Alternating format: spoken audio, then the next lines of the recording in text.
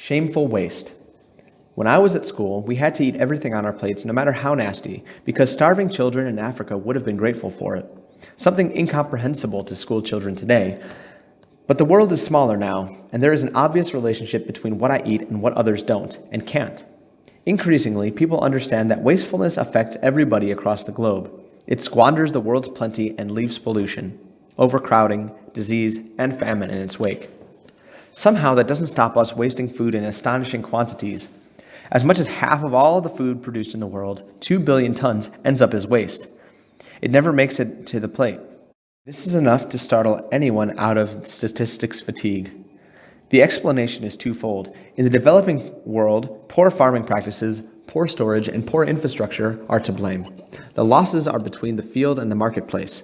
But in the developed world, we throw good food away or don't bother to harvest it. We just waste it. And this is not simply a squandering of the food itself. It is an unnecessary waste of the land, water, and energy resources that were used in the production, processing, and distribution of this food. Most of what is wasted could perfectly well have been eaten.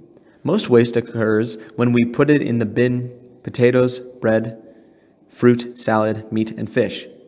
More than a quarter of what is thrown away is still in its plastic wrapping. Most of the billions of tons of waste food goes into a landfill, where it generates methane. Supermarkets in Western countries throw away misshapen fruit and vegetables and insist on pointless perfection. Lots of people have blamed supermarket sell-by dates for being far too cautious, and their buy one get one free deals for encouraging overbuying, which is certain to cause waste. All this could and should be dealt with. There are some more comprehensive solutions. The first would be to make disposal of food waste less convenient. It could be left outside in bins for ages, and someone will remove it, however revolting its state. That should stop, and it should be possible to get rid of unwanted food only in very small quantities. Schools ought to make pupils aware of this terrible waste, and this moral should be taken right down to the dinner plate. Today's children should be told to finish eating what they've been given and why it is important.